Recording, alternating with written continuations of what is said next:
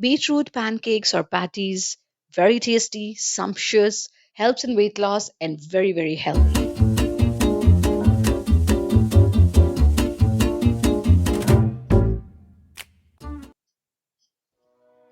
So take some grated cottage cheese and then mix grated beetroot in it. Make sure that there is ample beetroot since it is a beetroot patty. Now we are going to mix few optional ingredients.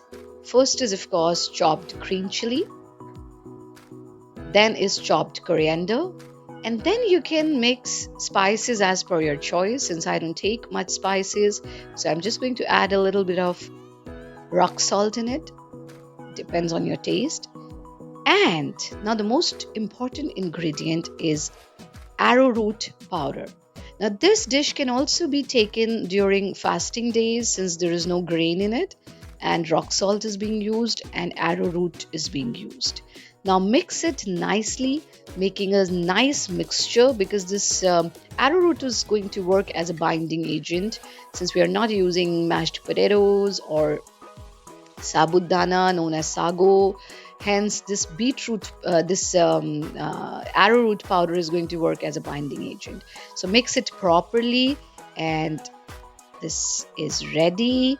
Now apply a little bit of ghee in your palm to grease it so that it doesn't get stick to your hand, and make a nice circle since we have not used mashed potatoes or sago, so it will be a little tough task to make a patty out of it, but with patience you can make it easily. Now mash it, and this patty is ready. In the meantime, let your pan get heated and grease it with desi ghee, and put these patties on that greased pan. Turn it, cook it from both sides nicely. And how do we eat it once it's absolutely cooked? You don't need to overcook it. Take it with green chutney and tomato chutney. I've already shared the recipe of tomato chutney, so check it out.